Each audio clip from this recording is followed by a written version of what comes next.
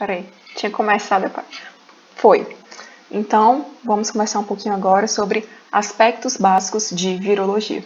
Então, virologia é a ciência voltada ao estudo dos vírus, do mesmo jeito que a bacteriologia seria voltada ao estudo exclusivo das bactérias e a micologia ao estudo dos fungos.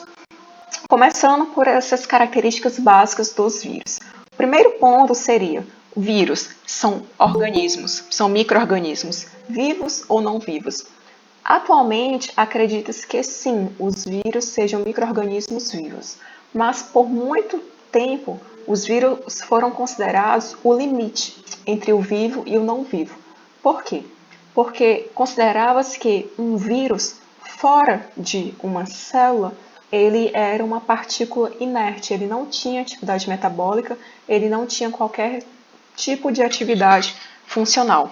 Porém, quando infectando uma célula, os vírus passavam a ter um metabolismo ativo, passavam a se multiplicar e a formar novas partículas virais. Então existia essa dicotomia: os vírus são vivos quando estão infectando uma célula, porém são considerados não vivos fora dessa célula. Por muito tempo, essa dicotomia permaneceu, só que atualmente acredita-se que de fato os vírus sejam micro-organismos vivos, porque eles conseguem manter um metabolismo mínimo mesmo fora de uma célula.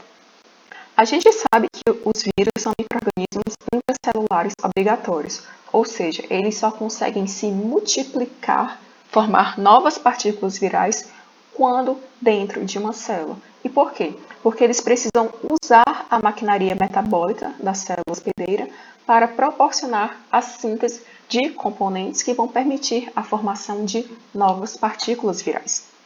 Nesse sentido, um vírus ele é constituído essencialmente por um capsídeo viral e pelo seu material genético. O capsídeo viral é a estrutura responsável por envolver e, até certo ponto, proteger o material genético do vírus. E aqui, já dando um adiantamento, o material genético do vírus pode ser DNA ou RNA, mas nunca eu vou encontrar os dois tipos de material genético juntos. Ou seja, não existem vírus com material genético formado por DNA e RNA simultaneamente. E, nesse sentido, o vírion é considerado uma partícula viral completa, ou seja, é uma partícula viral montada, bonitinha, onde eu tenho o capsídeo viral completo, envolvendo o material genético certinho, e então esse vírion, que seria essa partícula viral infecciosa pronta, ela está pronta para infectar outras células. Então, agora observando alguns aspectos a mais da estrutura viral, em relação ao ácido nucleico, como eu comentei anteriormente, o material genético dos vírus pode ser de DNA ou RNA. E sendo DNA ou RNA, pode ser de fita simples ou fita dupla. E, a depender do vírus em questão, esse material genético pode se apresentar de forma linear, circular ou segmentado. Então, por exemplo, aqui no vírus influenza, a gente vê que o material genético dele é de RNA, porém ele é todo segmentado. Já aqui no vírus da herpes ou herpes vírus, o material genético é de DNA e é de dupla fita.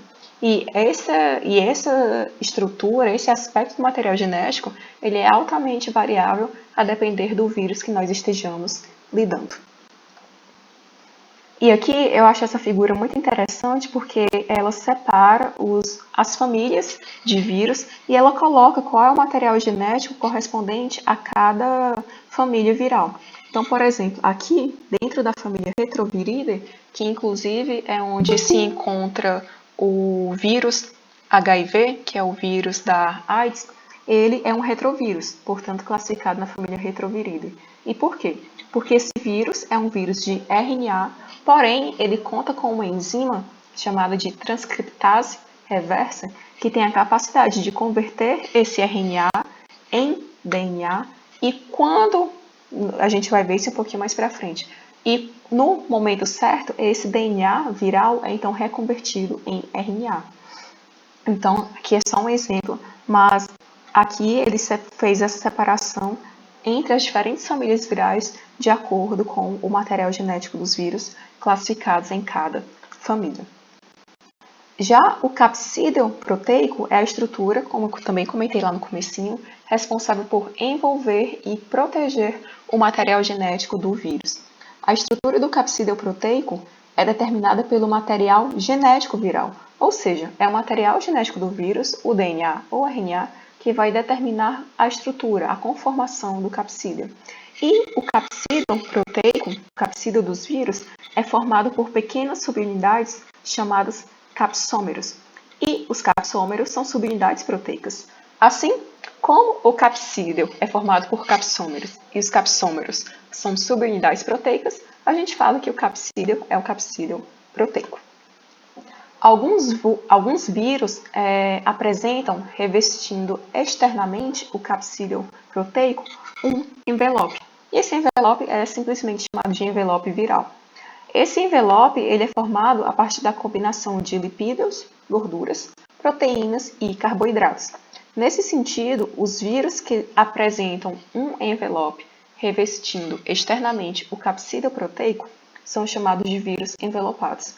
E, por consequência, vírus que não apresentam o envelope são chamados de vírus não envelopados. Alguns vírus na superfície do envelope viral, eles vão apresentar complexos glicoproteicos, que são as espículas. Então, aqui eu coloquei como exemplo o vírus SARS-CoV-2, que é o novo, mas não tão novo assim, coronavírus. Nesse sentido, a gente observa que na superfície do envelope viral, tá aqui, o envelope viral, a gente tem a presença de espículas, as spikes do vírus. E essas espículas são muito importantes porque elas funcionam tanto como antígenos virais, no sentido de que elas podem ser reconhecidas por anticorpos formados no organismo, quanto elas também funcionam como pontos de interação entre o vírus e uma possível célula hospedeira, no sentido de que, havendo reconhecimento entre essa espícula e um determinado receptor na membrana da célula hospedeira, se esse reconhecimento for adequado, ele pode ser exatamente o que vai mediar a entrada do vírus na célula hospedeira. Então, essas espículas, que não estão presentes em todos os vírus envelopados, mas se presentes, o vírus é envelopado, elas podem ser consideradas tanto antígenos do vírus, quanto intermediários na adesão do vírus à membrana da célula hospedeira. Além disso, os vírus como um todo, eles têm a possibilidade de, na verdade, há a possibilidade de ocorrerem mutações em genes que codificam proteínas na superfície do vírus. Principalmente os vírus de RNA são vírus susceptíveis a uma grande taxa de mutações, como, por exemplo, o vírus da gripe. Então, quando você é infectado por um determinado sorotipo do vírus da gripe e você consegue se curar daquela infecção, se você for infectado novamente por aquele vírus da gripe, já vai ser um sorotipo completamente diferente, porque com toda certeza aquele vírus já passou por alguma mutação que levou a uma mutação nas suas proteínas de superfície. Então, como essas proteínas de superfície do vírus são diferentes daquele vírus da primeira infecção, eu não tenho defesas no meu organismo contra esse novo sorotipo. Então, eu tenho que passar por todo aquele processo de montagem da resposta imune para combater um novo sorotipo viral. Agora, a gente vai passar um pouquinho sobre a multiplicação em vírus de animais. A primeira etapa do processo de multiplicação de um vírus animal é a adsorção. E o que é a adsorção? A adsorção é exatamente a primeira interação entre o meu vírus e a célula hospedeira. Essa adsorção, que pode ser entendida como um contato, ela é mediada por sítios de adsorção virais. E esses sítios de adsorção virais, eles podem ser, na verdade, eles costumam ser proteínas presentes na superfície do vírus. E aqui já é um exemplo, que se a gente estiver lidando com um vírus envelopado, e esse vírus envelopado tiver espículas na sua superfície, são essas espículas que irão funcionar como sítios de adsorção virais.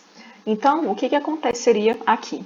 Exatamente isso. a gente tem a espícula viral, e essa espícula, ela então interage com receptores aqui, ó, presentes na superfície externa da membrana celular da célula hospedeira. Uma vez que essa espícula ou o sítio de adsorção viral interage com o receptor adequado da célula hospedeira, o que vai acontecer é que essa interação inicial vai atrair outros receptores da célula hospedeira para aquele sítio. Então, eu passo a ter uma interação em massa entre o sítio de adsorção viral e o receptor na membrana da célula hospedeira.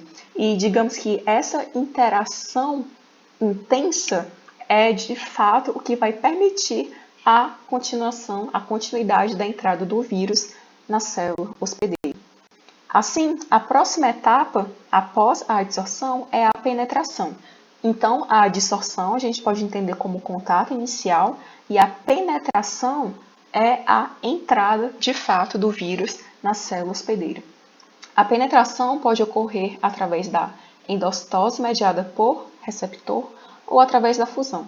Esse GIF, inclusive, é o mesmo GIF que eu coloquei para vocês lá na aula de morfologia e histologia, porque a endocitose mediada por receptor é um processo muito semelhante à pinocitose. Esse GIF aqui é de pinocitose. A única diferença para a endocitose mediada por receptor é que não vai se tratar de uma partícula líquida. Na pinocitose, o que é endocitado é uma partícula líquida. Na endocitose mediada por receptor é uma partícula sólida, é o vírus. E por que é endocitose mediada por receptor? Porque eu vou ter esse processo de invaginação da membrana da célula hospedeira e esse processo de invaginação que vai permitir a entrada do vírus na célula hospedeira é mediada por receptor, porque a gente viu que é mediada pela interação do sítio de adsorção do vírus com um receptor presente na membrana da célula hospedeira. Então, essa endocitose mediada por receptor é uma possibilidade de entrada do vírus na célula hospedeira. A outra possibilidade é a fusão. A fusão é uma situação na qual eu vou ter literalmente a fusão do envelope do vírus, ou caso se trate de um vírus não envelopado do capsídeo do vírus, com a membrana plasmática da célula hospedeira. E a partir dessa fusão, eu tenho de fato a entrada do vírus na célula hospedeira. Uma vez que o vírus esteja dentro da célula hospedeira, a nossa etapa seguinte é a etapa de desnudamento. A etapa de desnudamento corresponde à separação entre o material genético viral e o capsídeo proteico. Então, a gente está vendo aqui que após a penetração do vírus na célula hospedeira, o DNA viral está separado, completamente separado, das proteínas que formavam o capsídeo viral. E agora, o que acontece após o desnudamento? A gente vai ter a replicação do material genético do vírus, a gente vai ter a biossíntese do vírus, a formação de novas partículas virais. A gente tem alguns aspectos que diferem se o vírus é de DNA, RNA ou um retrovírus. Então, a gente vai começar vendo como seria a essência desse processo para os vírus de DNA. Então, quando a gente está tratando de um vírus de DNA, esse vírus vai usar o núcleo da célula hospedeira para que suas enzimas virais repliquem o seu material genético. Então, no núcleo da célula hospedeira, as enzimas do vírus serão utilizadas para replicar o material genético do vírus. Por outro lado, no citoplasma da célula hospedeira, as próprias enzimas da célula hospedeira serão utilizadas para sintetizar proteínas virais. Então, aqui o vírus de fato precisa da maquinaria de síntese proteica da célula hospedeira para conseguir formar novas partículas virais. Então, só repetindo para ficar grudadinho na cabeça, no núcleo a gente vai ter a replicação do material genético viral mediada pelas enzimas virais. Já no citoplasma da célula hospedeira, nós vamos ter a síntese de proteínas virais mediadas por enzimas do hospedeiro. Então, aqui, nessa primeira etapa de biossíntese, a gente vai ter a transcrição de parte do DNA viral, que codifica para proteínas precoces. Então, vamos aqui para essa imagem maior. Então, como ele próprio coloca aqui no ponto 3, uma porção do DNA viral ela vai ser transcrita. E o que é ser transcrita? É o DNA ser convertido em RNA mensageiro. E aqui, ó, o RNA mensageiro viral está localizado no núcleo da célula hospedeira. E esse RNA mensageiro viral vai ser então utilizado para produzir proteínas. Esse RNA mensageiro ele vai ser posteriormente traduzido e a partir dessa tradução eu vou ter a formação de proteínas. Proteínas essas que são enzimas necessárias à replicação do DNA viral. Uma vez que essas proteínas que foram formadas a partir dessa transcrição precoce e que, portanto, são chamadas proteínas precoces, elas irão ter uma atividade enzimática que é voltada à replicação do material genético viral. Posteriormente, eu vou ter o que a gente chama de transcrição e tradução tardias. E por quê? Porque esse processo ele vai ocorrer após a precoce e porque ele vai ocorrer aqui, ó, no citoplasma da célula hospedeira. E a partir dessa transcrição e tradução tardias, eu vou ter a produção de proteínas do capsídeo e de outras proteínas estruturais do vírus. Então, no núcleo, a gente vai ter a replicação do material genético viral e no citoplasma, nós vamos ter a formação de proteínas do capsídeo e outras proteínas importantes para a estrutura do vírus. Uma vez que essas proteínas estruturais, as proteínas do capsídeo estejam prontas, o que vai acontecer? Elas vão migrar para o núcleo. Então, essas proteínas aqui, elas passam a se concentrar no núcleo da célula hospedeira, que é onde está o quê? O material genético do vírus.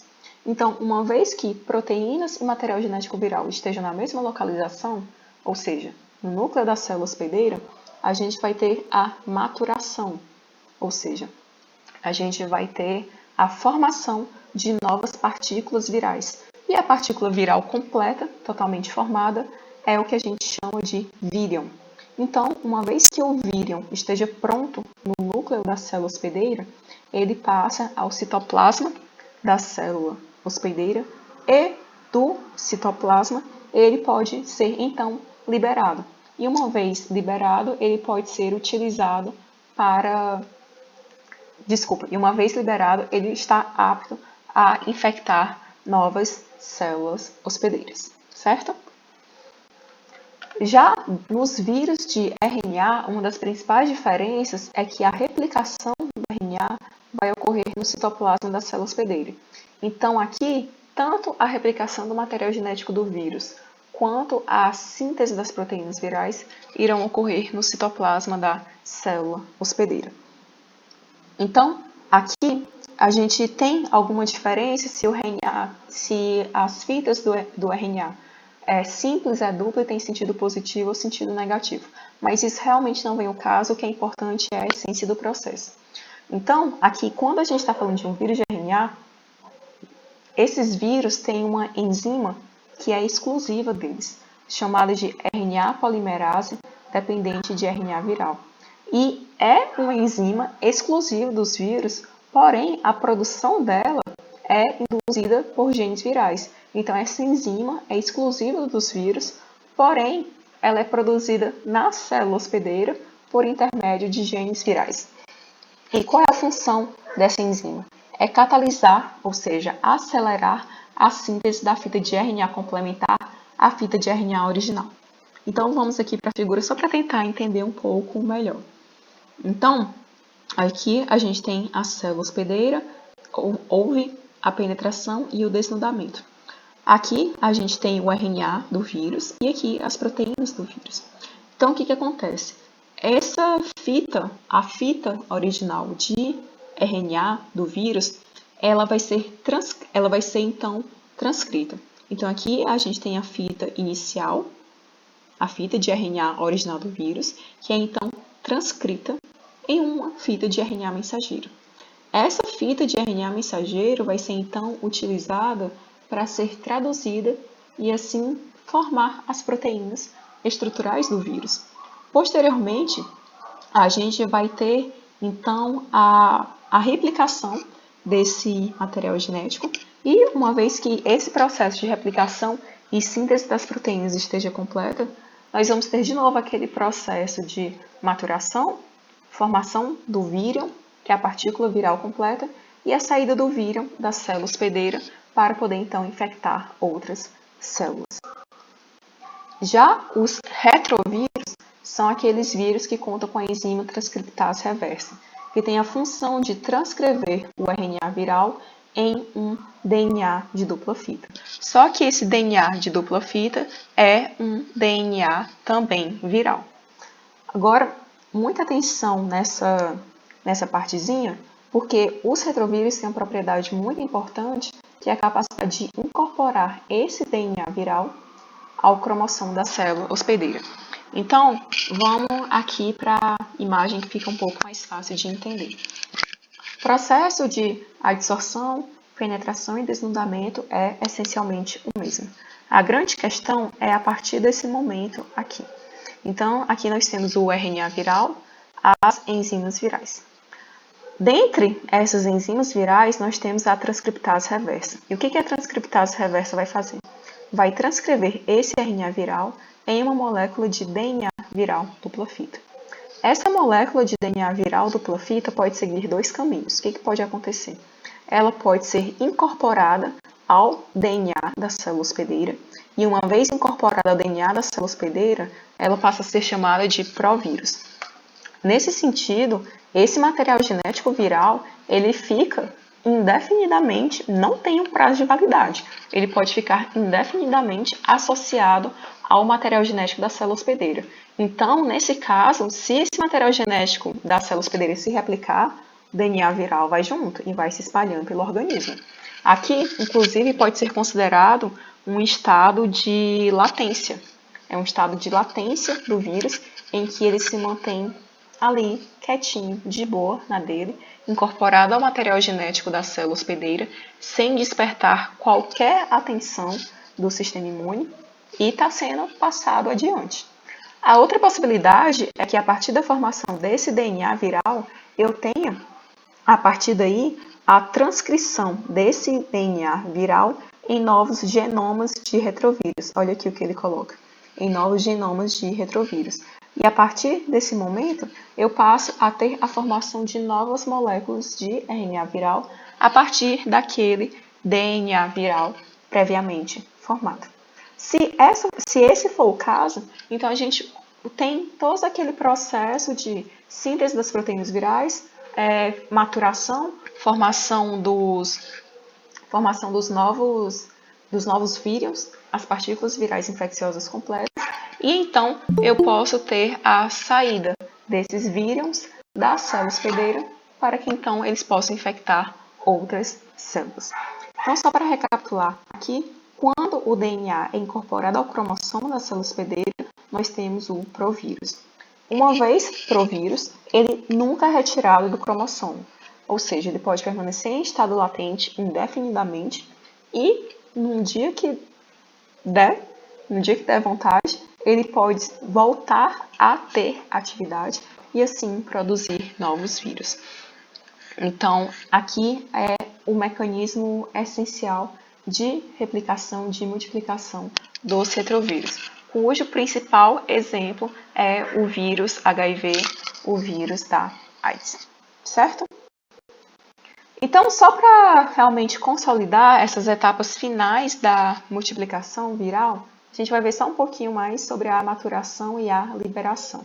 A maturação é exatamente esse processo de organização do capsídeo proteico, sendo que em vírus envelopados, as proteínas do envelope são incorporadas à membrana plasmática da célula hospedeira.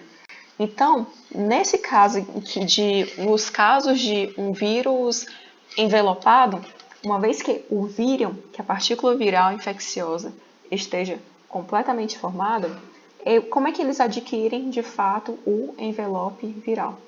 Esses vírions, que serão futuramente vírus envelopados, eles começam o seu processo de liberação como capsídeo proteico envolvendo envolvendo o material genético do vírus. Acontece que eles são liberados por brotamento. Vocês lembram que eu falei que o envelope é formado por proteínas, lipídios e carboidratos? Então, as proteínas que irão compor o envelope do vírus são incorporadas à membrana celular, à membrana plasmática da célula hospedeira. E os carboidratos e lipídios são os que ocorrem naturalmente nessa célula, né? Que ocorrem naturalmente na membrana da célula hospedeira. Então, esse vírus começa a fazer uma pressão contra a membrana celular. E essa pressão é tanta que ele acaba puxando tanto a membrana celular que forma uma vesícula em torno do vírus. E uma vez que haja esse destacamento aqui, destacou, né? Essa parte da membrana celular que foi destacada junto com o vírus é o que passa a constituir o envelope viral. Então, o envelope viral ele pode ser entendido como uma parte da membrana celular que passou a compor a partícula viral. Se tiver ficado alguma dúvida, vocês me falam que eu volto.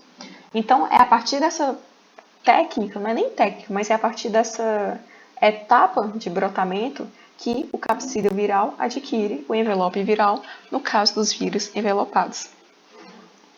Já os vírus não envelopados, eles são liberados por ruptura da membrana plasmática da célula hospedeira. Nesse caso, eu não tenho esse destacamento mais suave. No caso dos vírus não envelopados, eu tenho a ruptura da membrana celular. E nesse sentido, é mais provável, na verdade, que nessa situação a célula morra. Porque como eu tive o rompimento, eu tive a lise, a ruptura da membrana plasmática, é um evento completamente inesperado. Então, nessa situação, é mais provável que a célula morra após a liberação da partícula viral. Quando o vírus é liberado por brotamento, é possível que a célula sobreviva. Pode morrer? Pode, mas existem algumas chances mínimas de que a célula sobreviva. Agora, comentar rapidinho sobre fármacos antivirais. Uma grande questão em relação aos fármacos antivirais é a dificuldade em atingir o vírus, que é intracelular obrigatório, e que, portanto, está dentro da célula hospedeira. E, nesse sentido, é muito difícil você conseguir afetar o vírus e não afetar a célula hospedeira. Os fármacos antivirais, eles têm diferentes alvos de ação não é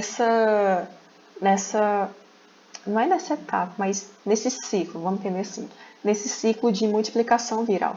Então, o mais comum é que você opte por um conjunto de fármacos ou um fármaco que reúna diferentes mecanismos de ação e assim consiga barrar esse ciclo da multiplicação viral em diferentes etapas. Assim, alguns fármacos antivirais têm como alvo o material genético do vírus. Alguns fármacos eles vão atuar tentando inibir as etapas iniciais da multiplicação viral. Então, existem alguns fármacos, como o maraviroc, que atuam inibindo a entrada e a fusão do vírus à célula hospedeira. Esse maraviroc, se eu não me engano, ele atua aqui nesse receptor, no CXCR4.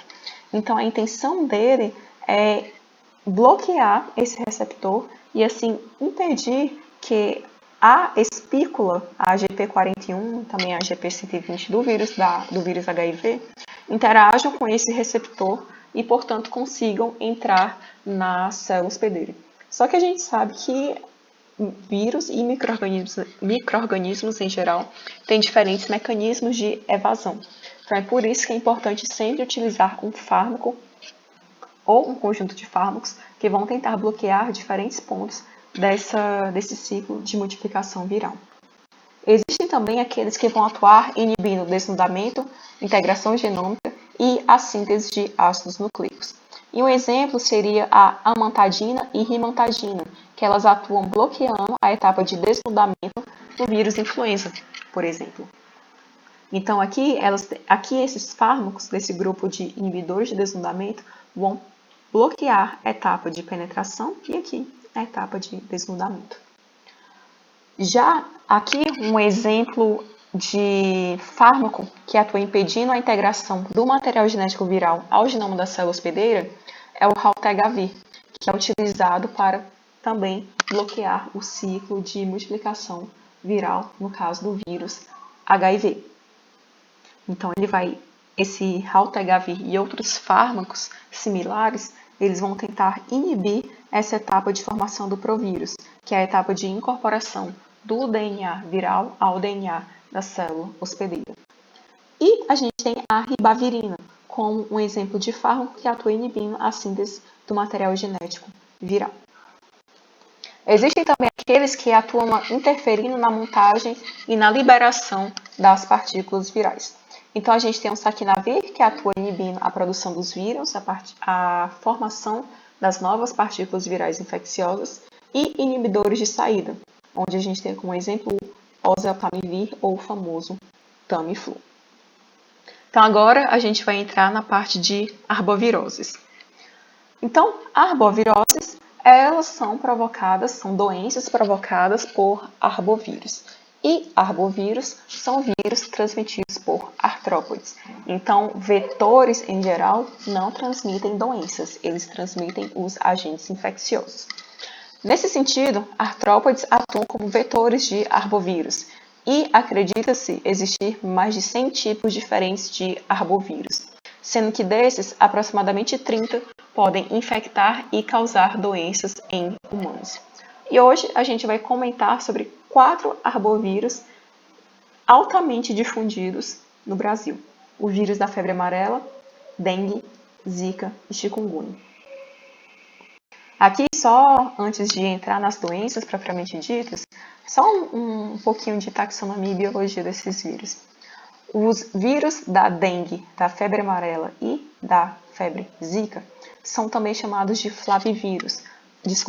Eles pertencem ao gênero flavivírus, que agrupa vírus de RNA. Já o vírus da febre chikungunya, ele está classificado no gênero alfavírus, sendo também um vírus de RNA. E, obviamente, estão classificados em famílias diferentes. Então, na família Flaviviridae, a gente vai ter os vírus da dengue, febre amarela e zika. Na família Togaviridae, a gente vai ter o vírus da febre chikungunya. E aqui eu coloquei essa foto de uma fêmea de Aedes aegypti, só para dar a título de curiosidade mesmo, informação bônus, que a transmissão desses vírus é associada a Aedes aegypti. Mas apenas as fêmeas têm a capacidade de transmitir e de disseminar os vírus. Por quê? Porque esses vírus são encontrados na corrente sanguínea das pessoas infectadas e apenas as fêmeas de Aedes aegypti são hematófagas, ou seja, apenas as fêmeas é que picam pessoas para sugar sangue de pessoas. Nesse sentido, como apenas as fêmeas picam pessoas para sugarem sangue de pessoas, apenas as fêmeas têm a capacidade de, ao sugar o sangue de uma pessoa, ingerir o vírus, ser infectada por aquele vírus e então passar a infecção adiante. Mas agora a gente vai entrar nas doenças propriamente ditas, começando pela febre amarela. A febre amarela é uma doença de notificação compulsória e ela tem um período de incubação aproximado de 3 a 6 dias.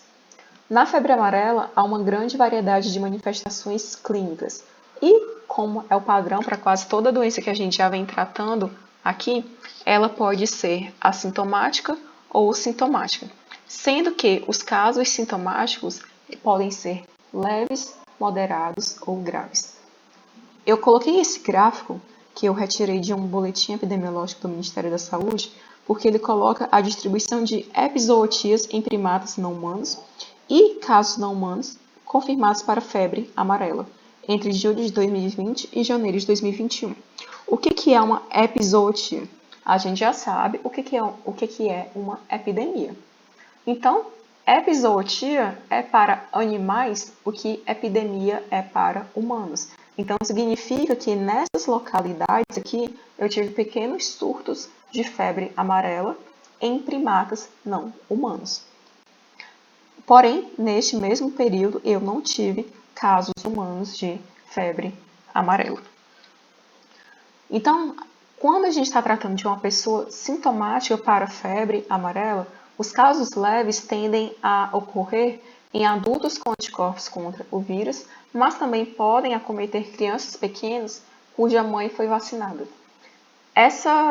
Esse tipo de manifestação ela é caracterizada por sintomas inespecíficos, como astenia, que seria fraqueza muscular, cefaleia, dores de cabeça, e febre, que pode variar de baixa a moderada.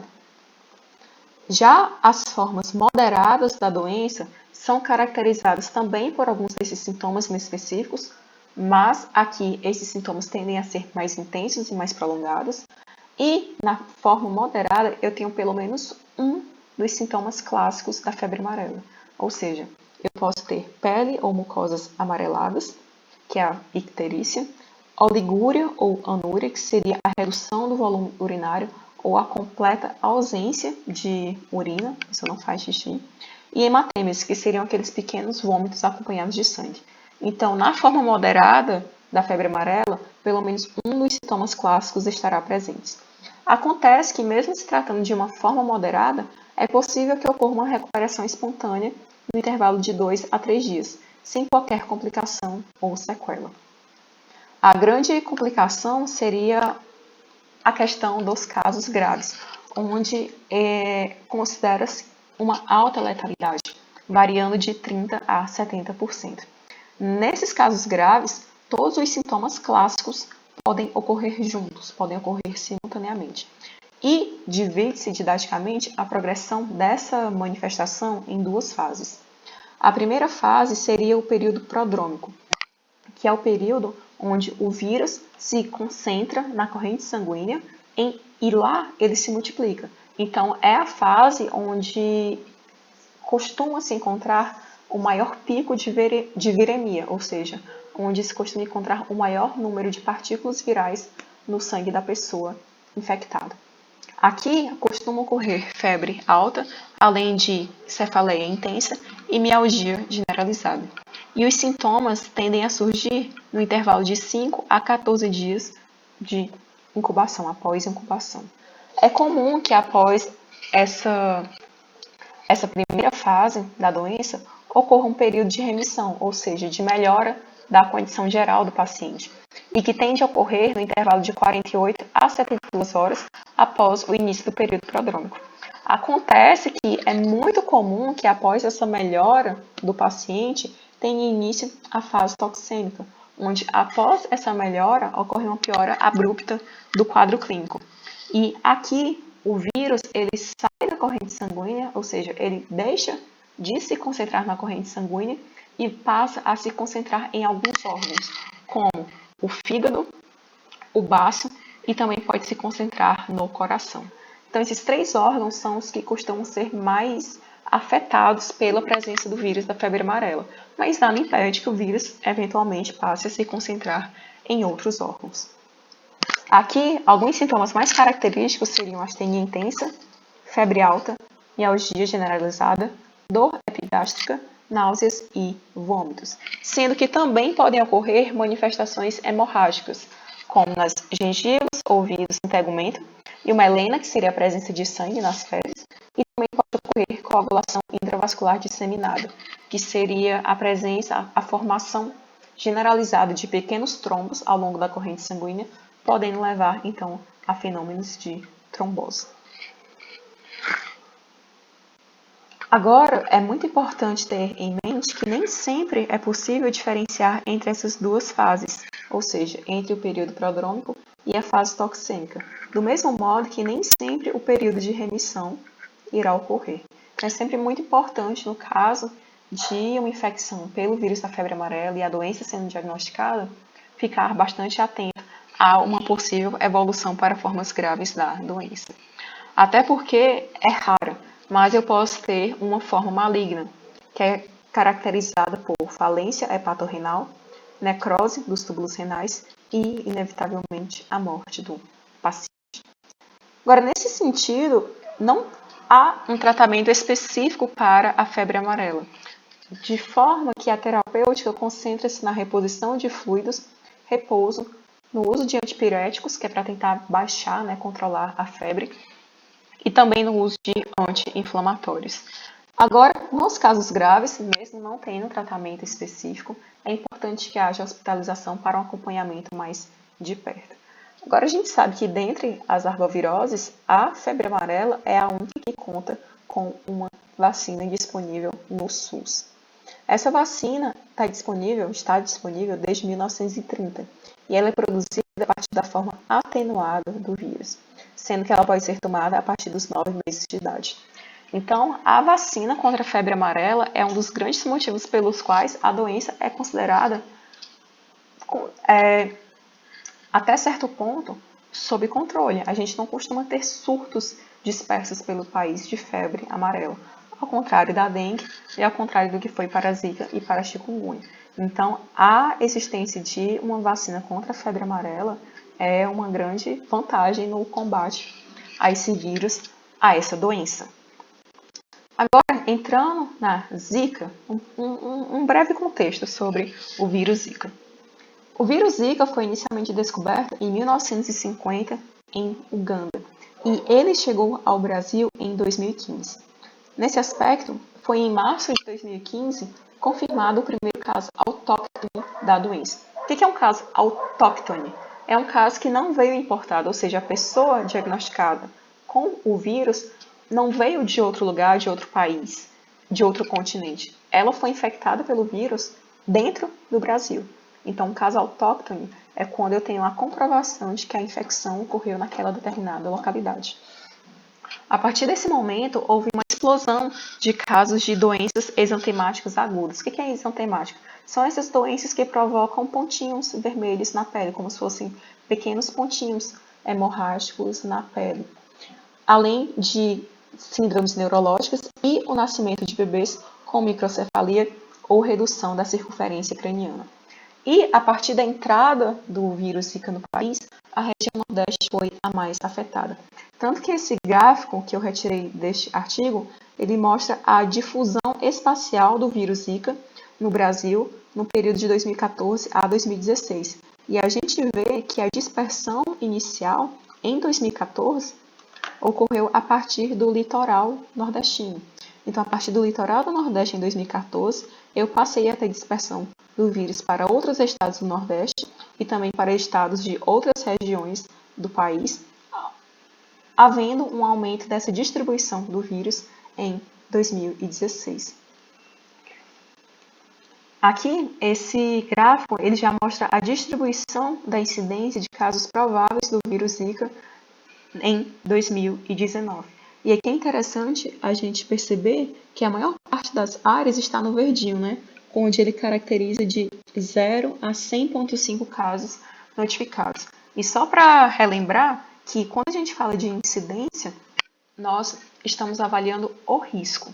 Então, quando eu falo em incidência, eu estou avaliando o risco ao qual uma determinada população está sujeita de ser infectada, de ter uma determinada doença. Então, esse gráfico ele não mostra quem está doente, não. Ele mostra quais são as localidades onde eu tenho maior risco de ficar doente. Então, a gente percebe que é realmente um risco bem difuso ao longo do país, com alguns pontos de maior risco aqui no Tocantins. Esse último gráfico, ele mostra a detecção do vírus Zika por biologia molecular. Então, neste azul, a gente tem as localidades onde o vírus foi encontrado, onde o DNA do vírus foi encontrado.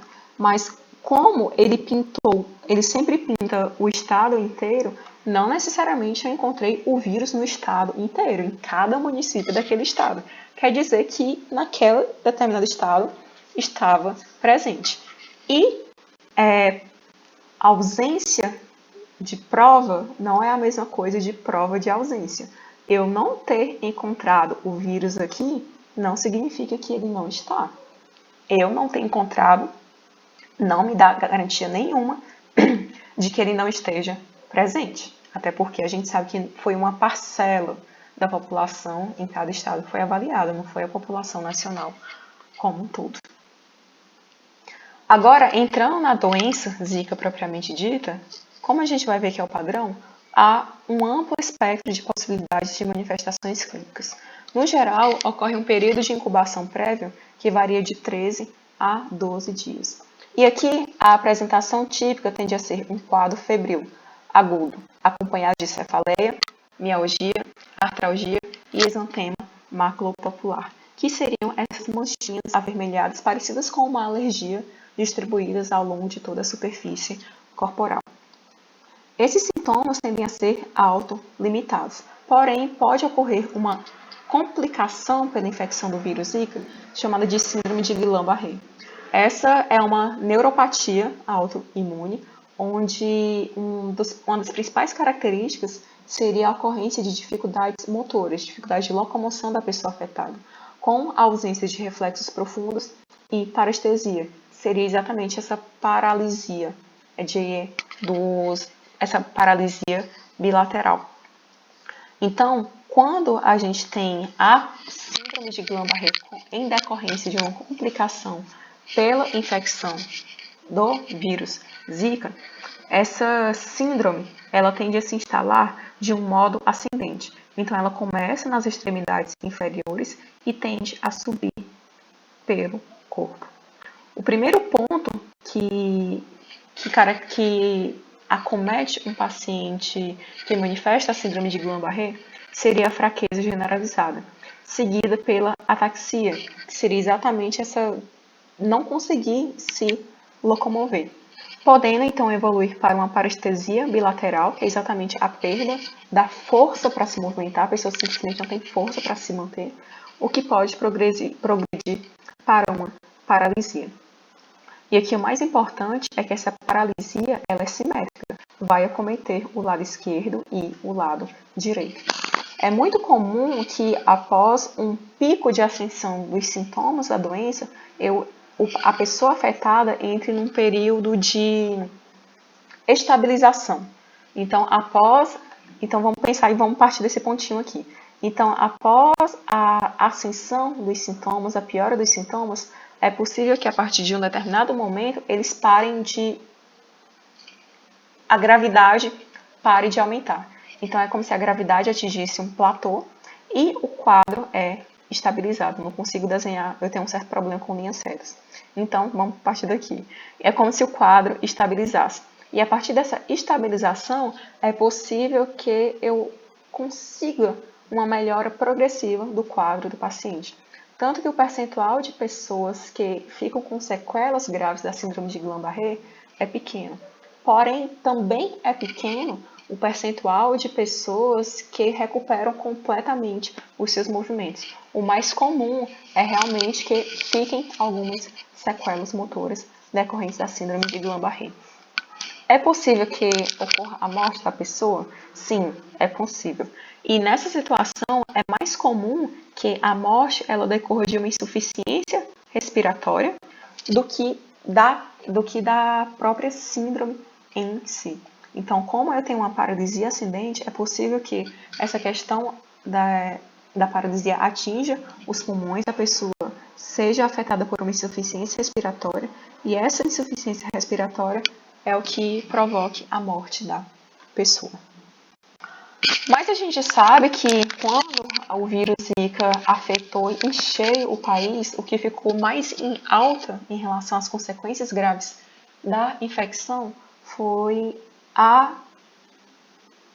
o acometimento de gestantes pelo vírus e a consequência dessa infecção nos recém-nascidos. Mas como que começou a suspeita? Porque antes da chegada do vírus, não existia qualquer associação entre uma infecção viral e o nascimento de bebês com microcefalia. Então, a suspeita começou quando mães com relatos de doença exantemática durante a gestação passaram a dar à luz a bebês com microcefalia. A partir daí, foi iniciada uma intensa investigação para saber o que estava acontecendo. Em 2015, na Paraíba, então, foi identificado o vírus no líquido amniótico de bebês que, já na ultrassom fetal, apresentavam microcefalia. Então, teve aquele pico de Zika no país, os bebês começaram a nascer com microcefalia e, nesse sentido, aqui eu já tive a detecção da microcefalia numa ultrassom fetal. E, coincidindo, o bebê com microcefalia, pico do vírus Zika no país, eles coletaram então o líquido amniótico e comprovaram a presença do vírus no líquido amniótico de um bebê que havia nascido com microcefalia. Assim, em 2016, o Ministério da Saúde reportou a confirmação de mais de 2.000 casos de microcefalia, acompanhados ou não de alterações do sistema nervoso central, relacionados à infecção congênita pelo vírus Zika.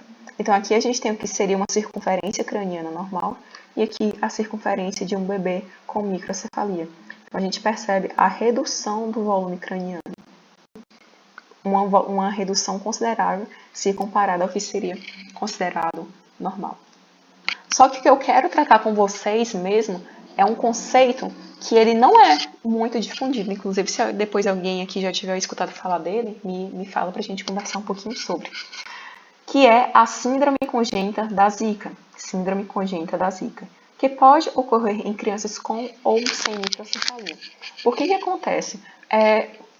A gente, se não parar para ler sobre o assunto e se aprofundar um pouquinho mais, a gente tende a acreditar que a microcefalia é uma consequência direta e seria o que de fato caracterizaria a infecção do feto pelo vírus Zika. Então, seria uma consequência direta da infecção do feto pelo vírus Zika. Acontece que quando a gente considera este conceito de síndrome congênita da Zika, a microcefalia não é a consequência direta, ela é um dos sintomas que pode caracterizar a síndrome congênita da Zika. E por quê? Porque a síndrome congênita da Zika, ela é caracterizada por calcificação intracraniana, ventriculomegalia e volume cerebral diminuído.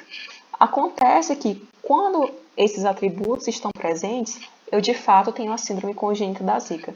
Porém, a intensidade desses atributos é o que vai determinar as diferentes consequências que vão ser sofridas pelo feto e pelo bebê quando ele nascer. Assim, a microcefalia é uma das possíveis consequências. Então, a microcefalia não é o determinante propriamente dito, e sim uma das consequências em decorrência da infecção do feto pelo vírus Zika. Assim, a síndrome congênita pelo vírus Zika, pelo Zika vírus, pode vir acompanhada ou não de microcefalia. Então, é só para deixar claro que a microcefalia é um dos possíveis aspectos que pode ocorrer como consequência da infecção congênita, mas não é um determinante propriamente dito, porque nesse sentido, ela pode estar presente ou não. Já agora, entrando na dengue. A dengue, o vírus da dengue, na verdade eu dei uma confusão aqui, né? Mas enfim, a doença dengue está associada a 4 sorotipos virais diferentes: DEV1, DEV2, DEV3 e DEV4. Eu coloquei essa figura aqui só porque eu acho ela muito bonita mesmo, e ela realmente faz um pequeno apanhado de que para você ter a dispersão, uma dispersão factível de um vírus, você precisa de vários fatores ambientais, ecológicos e populacionais atuando de forma muito orquestrada entre si para que essa dispersão funcione. Então, a gente tem fatores associados aos humanos, que seria a própria questão da imunidade individual, uma possível imunidade de rebanho, né, que esse termo começou a ser usado de uma forma que não devia, mas enfim.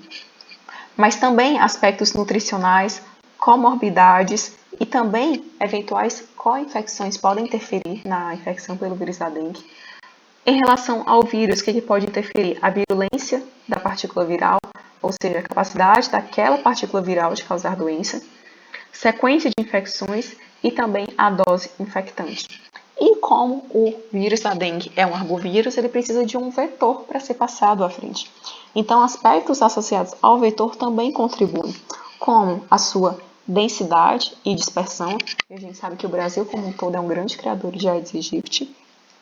Além da quantidade de fêmeas adultas, porque de fato são elas que têm a capacidade de passar o vírus adiante, entre outros fatores que vão estar influenciando aqui nessa grande dinâmica. Então, começando a falar só um pouquinho sobre o vírus, no Brasil, atualmente, hoje, nós temos a circulação dos 4 sorotipos virais. Em 1981, em Boa Vista, Roraima, a gente teve a primeira epidemia de dengue.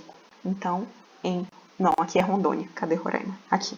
Então, em Roraima, a gente teve a primeira epidemia de dengue. Acontece que, em 1981, essa epidemia, digamos, não foi levada tão em consideração.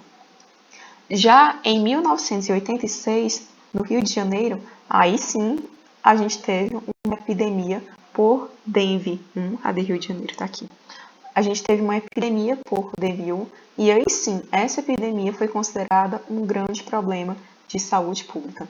Em 1990, também a partir do Rio de Janeiro, a gente teve a introdução do sorotipo 2 do vírus da dengue. E em relação à epidemia pelo sorotipo 1, nós tivemos um aumento dos casos de dengue clássica e os primeiros casos de dengue hemorrágica. Então a gravidade já foi um pouquinho maior. Em 2001, também a partir do Rio de Janeiro, a gente teve o primeiro surto pelo sorotipo 3. E aqui a gente também já teve um aumento da gravidade dos casos, com mais casos de dengue clássica, mas principalmente com mais casos de dengue hemorrágica. E em 2010, a partir de Roraima, nós tivemos alguns surtos por dengue 4. Acontece que esses surtos por dengue 4 não se sabe se foi uma introdução do vírus nessa localidade ou se foi uma reativação do vírus, porque alguns estudos mostram que o sorotipo 4 já tinha sido responsável por alguns casos de dengue em Roraima. Só que, assim, passou muito tempo sem ter casos da doença associados ao sorotipo 4. Então, como ficou um grande período sem doença associada ao sorotipo 4, não se sabe se quando houve essa reativação de surtos por esse sorotipo, foi algo no sentido de que ele estava adormecido no meio da população e eventualmente achou as condições necessárias para ser reativado, ou se ele foi introduzido a partir de uma outra localidade, seja essa outra localidade nacional ou internacional. Então, atualmente, aqui eu tampei, né, de quando era esse gráfico, mas está aqui, dados atualizados em 2021, em 11 de janeiro de 2021. Mostra a distribuição desses diferentes sorotipos virais no território nacional. Então, a gente vê que aqui, na região Nordeste, a gente tem o sorotipo DEV1 e DEV2 primariamente. A gente tem o Piauí e o Maranhão. Gente, às vezes eu dou umas falhadas em geografia, tá? Então, se eu falar alguma coisa errada, vocês me corrijam, pelo amor de Deus. Mas aqui é o Maranhão mesmo. Tem o 2. Mas é muito possível que não tenha sido detectado nesse tempo da pesquisa o sorotipo 1. E nada impede que o sorotipo 1, que está aqui, né, rodeando esses dois estados, não entre neles, até porque vírus não conhece barreira geográfica. Mas é só para mostrar para vocês mesmo qual seria a distribuição atual dos diferentes sorotipos virais no país. Quando a gente fala da infecção pelo vírus, novamente, podem ser assintomáticas ou sintomáticas, sendo que dentro dos casos sintomáticos, a gente pode ter uma doença febril genérica, passageira, a febre da dengue, que também é chamada de dengue clássica, e também podemos ter a forma mais grave, que é a dengue hemorrágica, sendo que a dengue hemorrágica pode ser acompanhada de pode ser sem choque, ou pode evoluir a ponto de caracterizar a síndrome do choque da dengue. Então, a dengue clássica, segundo a OMS, é uma doença febril de início agudo, com uma duração aproximada de 2 a 7 dias. E quais seriam os principais sintomas? Como a própria figura mostra, dor de cabeça, dores, aquela dor que a gente fala, dor atrás do olho, né, dor no fundo do olho, artralgia, presença de petequias, eritema maculopapular, que seriam aquelas manchinhas, quase como uma alergia na superfície da pele, e o teste do torniquete positivo, que é exatamente aquele teste de prender, né, o braço, interromper o fluxo sanguíneo por um determinado momento e ver se há o surgimento de umas manchinhas avermelhadas na superfície da pele. se surgir, é muito provável que seja um caso de dengue. Quando se trata de surtos epidêmicos da doença, ou seja, eu tenho vários casos simultaneamente de dengue clássica, é possível que ocorra nessas pessoas sangramento gengival, hematemesis e epistaxe. Aqui não há tratamento específico e, no geral, acredita-se que aquela pessoa sendo bem tratada, permanecendo um bom tempo em repouso, ela consiga evoluir espontaneamente e é por isso que essa manifestação é dita de bom prognóstico. Agora, muito importante, tá? Pode ser até questão de prova isso aqui, inclusive.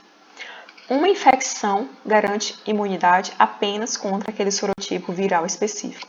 Então, se eu tive dengue pelo sorotipo 1 e curei essa infecção, eu estou imune contra o sorotipo 1. Porém, eu continuo susceptível ao 2, ao 3 e ao 4. Inclusive, se eu for infectada por um sorotipo viral diferente, as chances de eu ter uma forma mais grave da dengue aumentam, porque, na verdade, não se sabe um motivo concreto, um motivo propriamente dito. Mas o que de fato acontece é que se você for infectada por um sorotipo e depois você for infectada por outro sorotipo, as chances são maiores de você manifestar uma forma mais grave da doença. Mas muito importante mesmo que eu queria trazer é: tive infecção por um determinado sorotipo do vírus da dengue, curei, ótimo, eu estou imune contra aquele sorotipo, mas eu continuo susceptível a todos os outros. Já a dengue hemorrágica, nos pacientes com dengue hemorrágica, eu vou encontrar uma maior carga viral, ou seja, eu vou ter um maior número de partículas virais no organismo. Aqui, o início é muito parecido ao da dengue clássica, tanto que a OMS ela passou a definir alguns critérios para definir um caso de dengue hemorrágica. São eles, alguns deles, na verdade: febre aguda, manifestações hemorrágicas, trombocitopenia, que seria a redução na contagem de plaquetas, alterações no hematócrito e sinais de perda de plasma. Então, essas manifestações hemorrágicas que podem caracterizar uma dengue hemorrágica seriam as petequias, que são pequenas quantidades de hemácias que elas acabam saindo do vaso sanguíneo e por isso elas se concentram ali na superfície da pele e dão essa impressão de pontinhos avermelhados. Púrpura, que a púrpura ela pode ser considerada um agrupamento de petequias, e a equimose. A equimose é quando eu tenho de fato o rompimento do vaso sanguíneo. Só que eu não posso falar que isso aqui é um hematoma porque não foi uma pressão externa que provocou essa lesão. Foi algo mesmo de dentro para fora que induziu esse sangramento interno, rompimento de pequenos vasos. E é por isso que eu tenho essa manchinha aqui, que lembra um hematoma, mas que não é um hematoma.